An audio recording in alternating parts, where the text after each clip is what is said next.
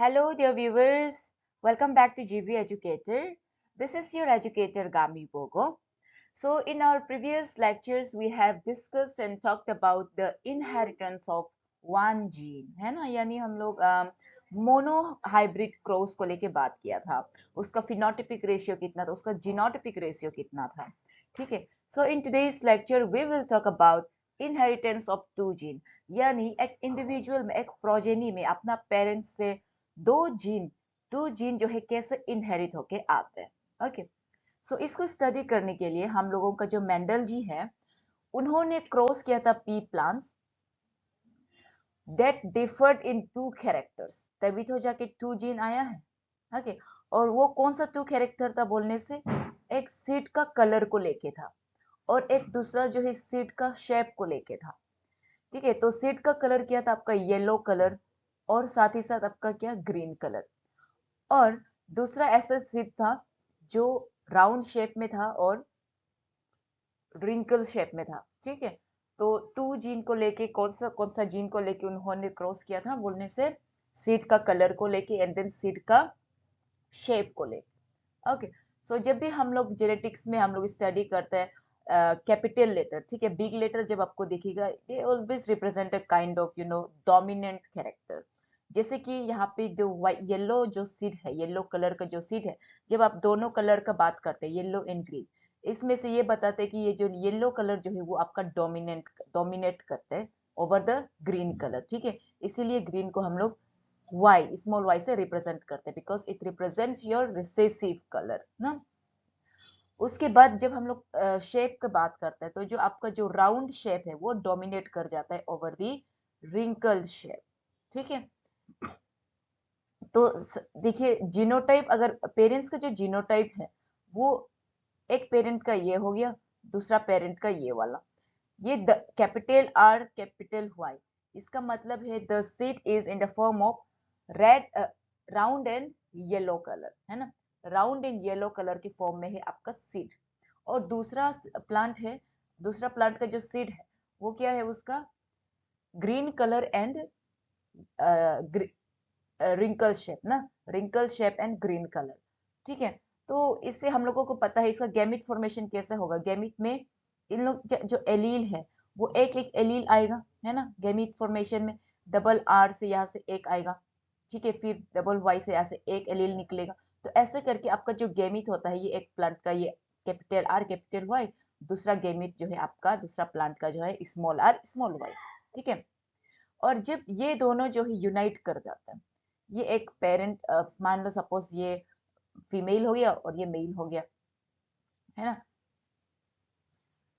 This one suppose ये मान लो ये मेल हो गया ये फीमेल हो गया, तो अभी फ्यूजन में अभी ये क्या हम लोगों को देगा, F1 हाइब्रिड देगा, जो कि हम लोग का कैपिटल आर आर, मतलब आप जस्ट इसको इंटू किया, क्रॉस किया, कैपिटल आर ये आर के साथ इंटू किया, फिर कैपिटल वाई ये वाई के साथ इंटू किया। ठीक है, फिर जब इन लोगों के बीच में ही क्रॉसिंग हुआ है, ठीक है, तो जब मेंडल ने सेल्फ हाइब्रिडाइज किया है F1 प्लांट्स को, तो उन्होंने मिला कि 3/4 of F2 plants had yellow seeds and 1/4 had green. कहने का मतलब है F2 जनरेशन में अभी क्या कितना रेशियो मिल गया है उसको, 3/4, यानी आउट ऑफ 4 प्लांट्स जितना भी 3 सीड्स जो प्रोड्यूस किया था वो जो है येलो सीड्स पाया गया था। Okay, and out of 4 plants जो 1 सीड जो बचा है उसको वो जो है ग्रीन सीड मिल गया था। एंड जो कलर है yellow and green, it's segregated in the ratio 3:1 ratio, वही तो बताया है, 3:1 रेशियो में है कलर का जो सेग्रीगेशन है, दैट इज 3 आपका येलो, 1 आपका green. And then round and wrinkle shape also segregated in a 3:1 ratio, just like in a monohybrid cross। ठीक है, तो जैसे मोनोहाइब्रिड क्रॉस में था आपका फिनोटिपिक रेशियो जो है वो बराबर रहा है, यानी 3:1 रेशियो में। ठीक है, रिंकल भी 3 प्लांट है और एक जो है आपका 1 जो है आपका वो है, क्या बोलते हैं, आई एम सो सॉरी, आपका जो राउंड शेप है वो आपका 3 हो गया, एंड जो रिंकल शेप है वो आपका 1 हो गया। ठीक है, तो इसी तरह फिनोटिपिक रेशियो भी हम लोग देखा था मोनोहाइब्रिड क्रॉस में बराबर है। लेकिन जब हम लोग तो देखिए, जब हम लोग genotypic ratio of dihybrid cross का बात करते हैं, ठीक है, वो अब एकदम मोनोहाइब्रिड क्रॉस से अलग हो जाएगा। कैसे अलग होगा, अभी देखो, मोनोहाइब्रिड क्रॉस का आप रिकॉल कीजिए, उसका जीनोटिपिक रेशियो कितना था, 1:2:1 था ना। तो अभी लेकिन जब हम लोग डाई हाइब्रिड क्रॉस के बात करते हैं, dihybrid means two character को लेके हम लोग जब क्रॉस करते हैं, तो उसका जीनोटिपिक रेशियो का जब हम लोग बात करते हैं, वो एकदम मोनोहाइब्रिड से अलग हो जाएगा। वो कैसे होगा, देखो गैमिट भी तो अलग फॉर्मेशन हुआ है ना, यहाँ पे capital R small R, capital Y small Y, ठीक है। तो यही गैमिट को जब हम लोग फिर सेल्फिंग करेगा, मतलब आपस में जब हम लोग फिर क्रॉस करेगा, तो प्रोडक्ट इस तरह दिखते हैं। तो यही से ये इसको हम लोग क्या बोलते हैं, पनेट स्क्वायर। पनेट स्क्वायर को हम लोग प्रीवियस वीडियो में देख चुका था, एक छोटा सा नोट्स भी दे रखा था आपको, ठीक है। If you want that notes, I will provide you the link in the description, तो उधर से आप देख लीजिएगा।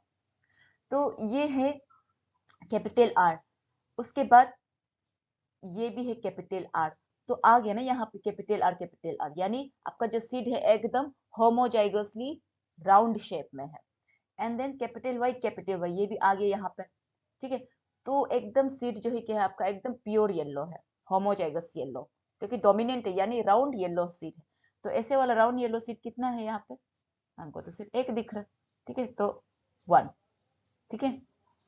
फिर दूसरा है आपका capital R small R, capital Y, यहाँ पे फिर अलग क्या हो गया, स्मॉल आर भी प्रेजेंट है ना, यानी आपका ग्रीन कलर भी प्रेजेंट है, but that green colour has been dominated by the yellow colour, इसीलिए आपको अपीयरेंस देगा क्या, ये राउंड, सॉरी,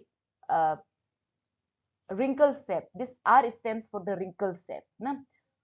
तो ये जो राउंड शेप है वो रिंकल शेप को डोमिनेट कर जाएगा, क्योंकि हम लोग पहले से पता है कि जो स्मॉल आर है वो रिंकल शेप है, और मोनो मेंडल के जो केस में है जो राउंड जो शेप है वो डोमिनेट कर जाता है कैरेक्टर को, है ना।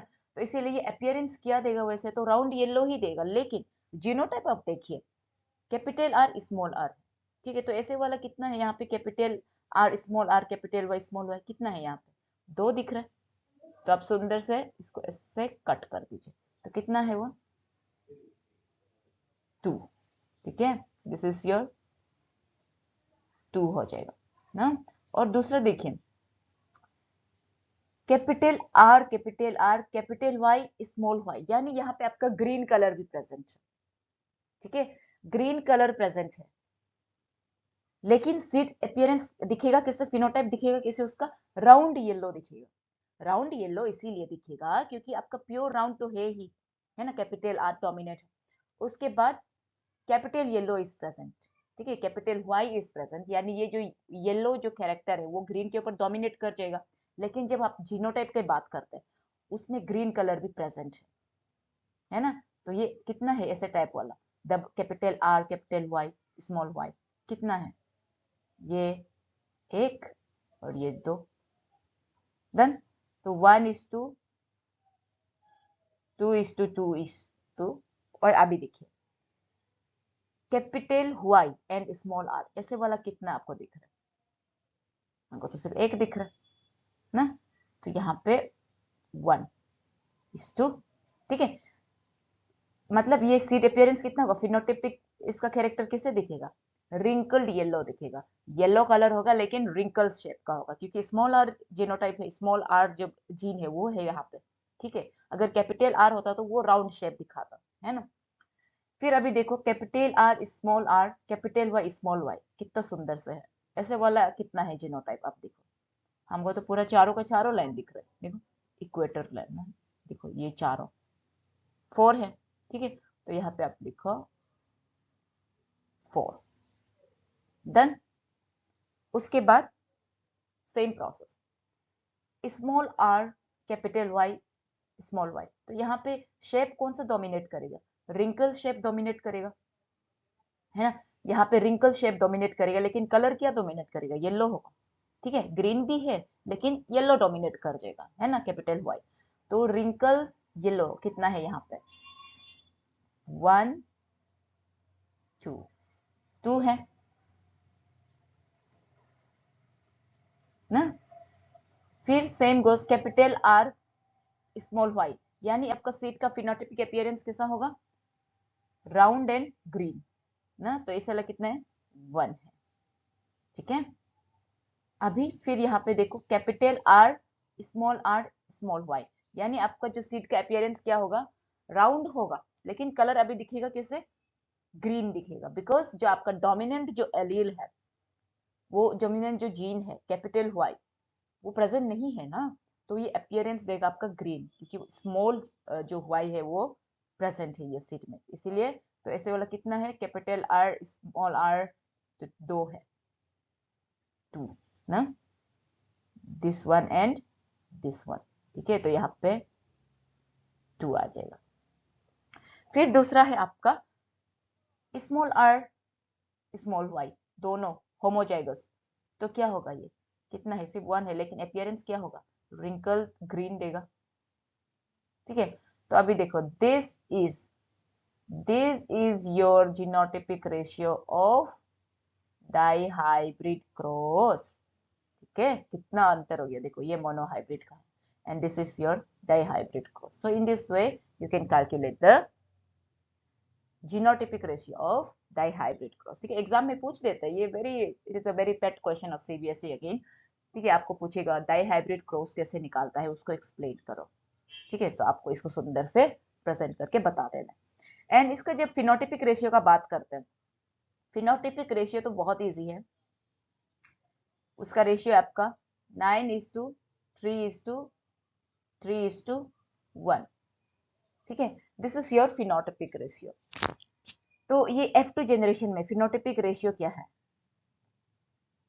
F2 में आपका फिनोटिपिक देखो हम लोग 3:1 का बात किया था ना, वो F1 जनरेशन का बात किया था डाइहाइब्रिड क्रॉस में ना, लेकिन F2 जनरेशन में आपका जो फिनोटिपिक जो रेशियो वो अलग होगा। फिर से देखो यहाँ पे आपका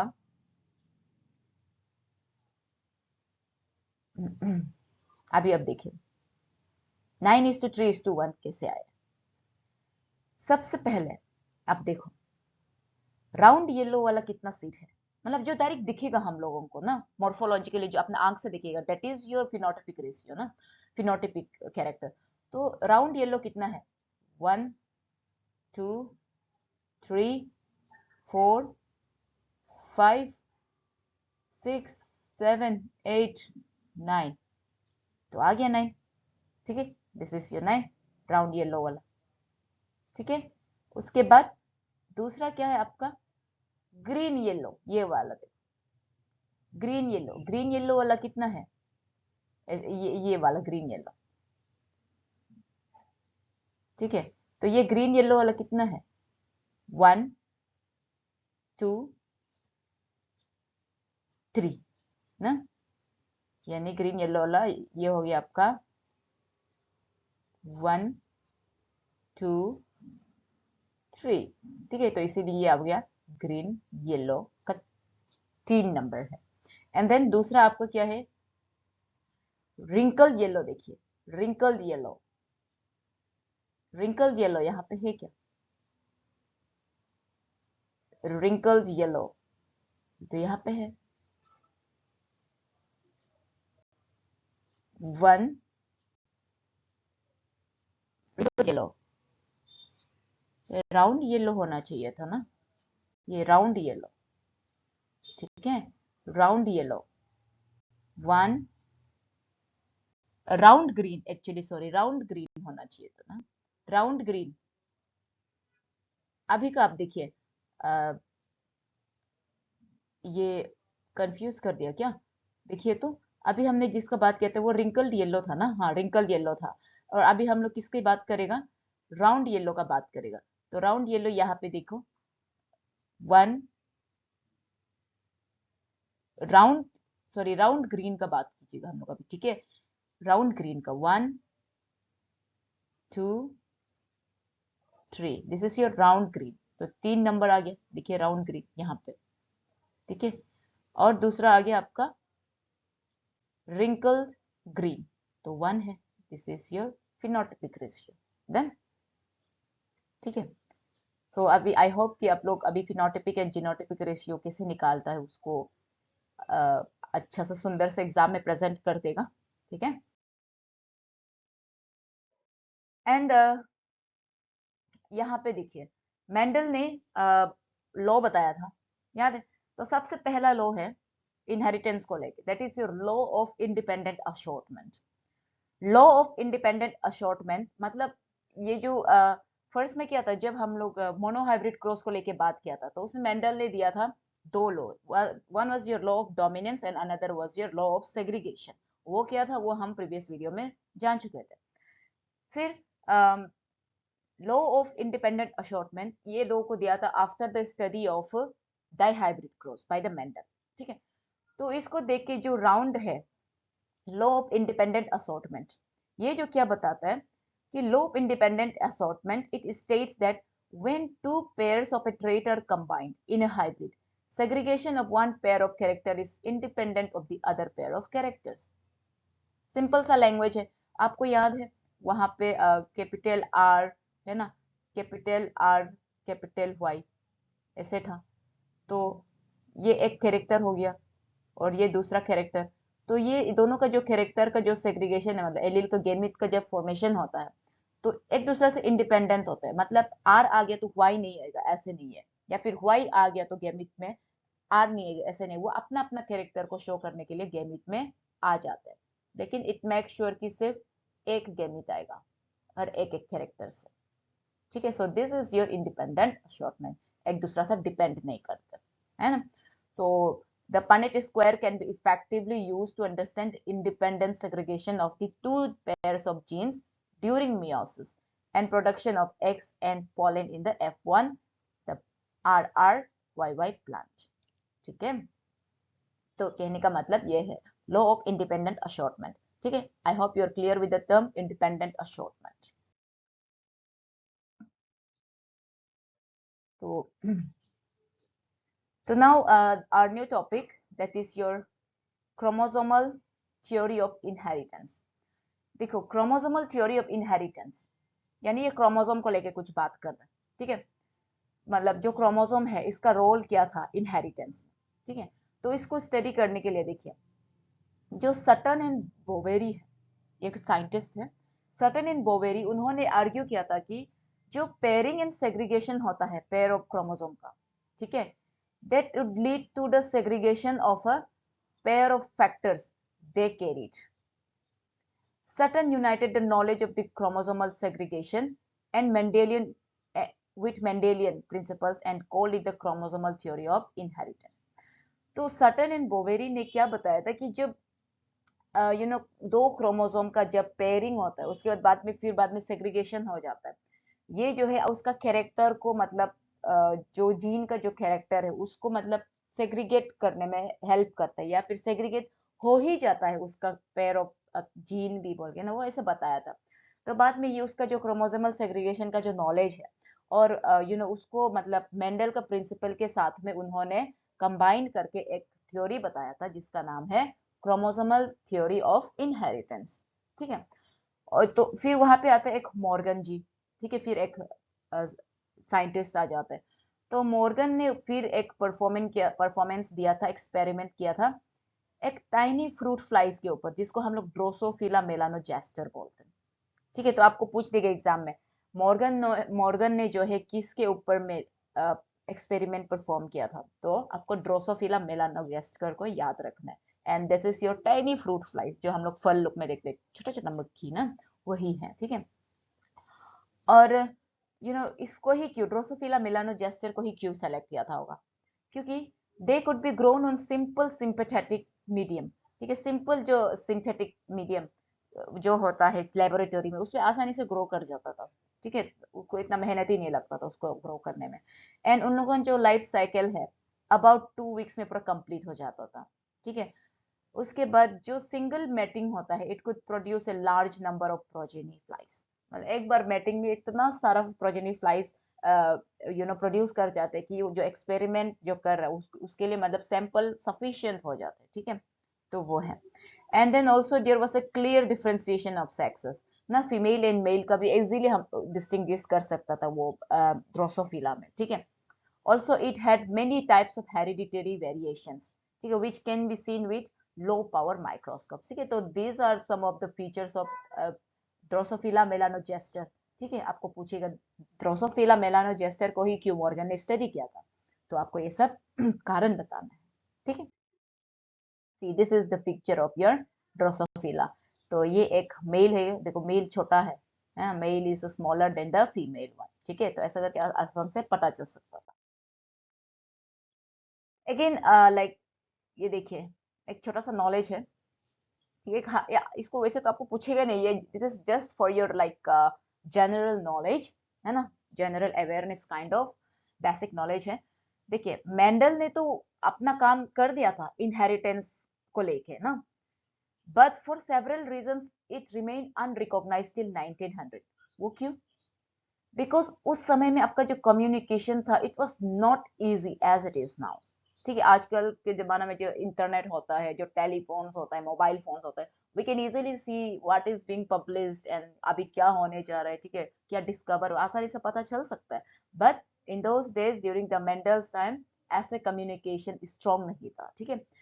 उसके बाद उसका जो कंसेप्ट था जीन को लेके as a stable and discrete unit that controlled expression of traits, ठीक है, which did not blend with each other was not accepted by his contemporaries as an explanation for the apparently continuous variation seen in nature।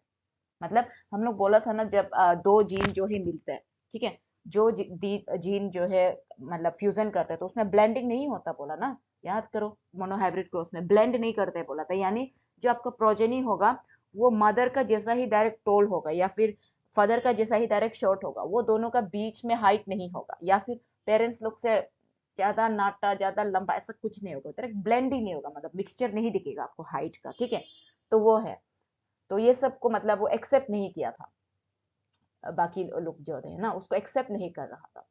And then Mendel का जो approach था of using mathematics to explain biological phenomenon was totally new and unacceptable to many of the biologists of this time। क्योंकि biology में आप कहाँ से mathematics ला के घुसा के जेनेटिक्स पढ़ रहा है, 1 2 3 फिनोटिपिक इतना है, जीनोटिपिक इतना है, कहाँ से मैथमेटिक्स घुस गया बोल के, मतलब सबको वो हो गया था, मतलब अनएक्सेप्टेबल एक काइंड ऑफ ना, एकदम टोटली नया जैसा था। तो इसीलिए एक्सेप्ट करना भी इसी ये सब का कारण मतलब आप बोल सकते हैं कि अनरिकॉग्नाइज रहा है टिल 1900 मेंडल्स का जो वर्क है इनहेरिटेंस ऑफ कैरेक्टर्स, ठीक है। तो आप ऐसे पूछ सकते हैं ना, you being a biologist student I must make sure कि मतलब आपको एटलीस्ट थोड़ा कुछ तो पता चलेगा ना history background of the biologist, okay. तो बाद में फिर एक क्या किया है, तीन साइंटिस्ट ने जो है, जो कि de Vries, Correns and von Tschermak, ठीक है, they independently rediscovered Mendel's result as a on the inheritance of characters and discovered the structure of the nucleus ना। तो बाद में फिर 1900 के बाद तीन साइंटिस्ट ने जो है वापस मेंडल का जो वर्क था इनहेरिटेंस ऑफ कैरेक्टर को लेके ना उसको वापस रीडिस्कवर किया है। उसके बाद न्यूक्लियस को उन्होंने स्टडी किया। तो जब न्यूक्लियस को उन्होंने स्टडी किया था दे सो कि वहां पे एक डबल एंड डिवाइड ना, मतलब कुछ ऐसे स्ट्रक्चर देखने को मिला था जो कि मतलब डिवाइड कर जा रहा है, ठीक है, मतलब बिफोर एवरी सेल डिवीजन, मतलब वो जो है न्यूक्लियस जो है एकदम डिवाइड कर जा रहा है। और यही बॉडी को उन्होंने क्या टर्म दिया था, क्रोमोसोम दिया था। और ये क्रोमोसोम जो है दे आर कलर्ड बॉडीज, ठीक है, they are visualize by staining. उन लोग स्टेन करने से, उन लोगों को स्टेन करने से आसानी से आप उसको मतलब विजुअलाइज कर सकते हैं माइक्रोस्कोप से, ठीक है, इसीलिए उसको कलर्ड बॉडीज बोला जाता है। And then the most important thing to remember are that chromosomes, देखिए this is now very important, जो आपका क्रोमोसोम्स होता है एज वेल जो जीन होता है वो हमेशा पेयर्स में अकर होता है, ठीक है, पेयर्स में अकर होता है, याद किया था, कैपिटल वाई, स्मॉल वाई, ठीक है, तो वो सब पेयर में अकर होता है। और ये जो टू एलील्स होता है जीन का, they are located on the homologous site of chromosome, homologous chromosome, ठीक है। होमोलोगस क्रोमोसोम क्या है, हेटेरोजोगस क्या है, वो आपको मतलब आने वाला जो चैप्टर है उसमें आप सुंदर से और अच्छा से मतलब डायग्राम के साथ आपको प्रेजेंट करेगा, डू नॉट वरी। आप जस्ट फिलहाल के लिए याद रखिए कि जो टू एलील्स होता है जीन में जो प्रेजेंट जो एलील्स होता है वो होमोलोगस साइट में प्रेजेंट होता है क्रोमोसोम का, होमोलोगस क्रोमोसोम का, ठीक है। एंड ड्यूरिंग एनाफेज ठीक है। मियोसिस 1 का जो एनाफेस होता है उसमें जो आपका 2 क्रोमोसोम है वो मेटाफेस प्लेट में अरेंज हो जाता है इंडिपेंडेंटली विथ ईच अदर। ठीक है, तो ये पूछेगा नहीं है, बस आपको ज्ञान, ऐसा ज्ञान ना आपको रख लेना चाहिए। ठीक है, देखिए तो बोला था शटन एंड बोवेरी उन लोग जो है मतलब देखा था ना, नया से फिर साइंटिस्ट पैदा हुआ था। ठीक है, तो फिर मतलब एक्सेप्ट ही नहीं कर पा रहा था ऐसा टाइप सा ना। तो सटन एंड बोवेरी इन लोग और मेंडल में से इन लोग का जो क्रोमोसोमल जो थ्योरी था ना, उन लोगों का जो थ्योरी है और मेंडल का जो थ्योरी, उसमें फर्क क्या था। अब देखिए, तो जो फैक्टर्स होता है दे आर इन पेयर्स, ये मेंडल ने बताया था। फैक्टर्स यानी जिसको हम आज के दिन में जीन्स के नाम से जानते हैं, वो जो पेयर में अकर होता है बोल के बताया था मेंडल जी ने। उसके बाद जो फैक्टर्स है यानी जो जीन्स है, they separate at the time of gamete formation. ठीक है, ये तो हम लोग देखा भी था। एंड देन जो एलील्स होता है on the factors they assort independently, ना इंडिपेंडेंटली आता है निकलता है। ठीक है, लाइक कैपिटल वाई 2 हो गया तो वहां से सिर्फ एक एलील निकलेगा, और राउंड क्या बोलते हैं कैपिटल आर 2 हो गया तो वहां से एक निकलेगा। Assort independently. And then Sutton and Boveri उन्होंने क्या बोला था कि जो क्रोमोसोम्स होता है जिसमें जीन रहता है, ठीक है, दे आर इन पेयर्स, उसका होमोलोगस क्रोमोसोम्स बोलते हैं। ठीक है, फिर क्रोमोसोम्स जो है of the homologous pair they separate during gamete formation. देखो गैमेट फॉर्मेशन दोनों में हो रहे हैं, लेकिन मेंडल के केस में वो बताया था कि जीन फैक्टर जो है आपका सेपरेट हो रहा है, लेकिन यहाँ पे सटन एंड बॉबेरी के टर्म में क्या बोले, क्रोमोसोम सेपरेट हो रहे हैं। And then chromosome they assort themselves independently. ठीक है, एक क्रोमोसोम को लेके बात किया, एक फैक्टर को लेके बात की। ठीक है, तो ये सब डिफरेंस आप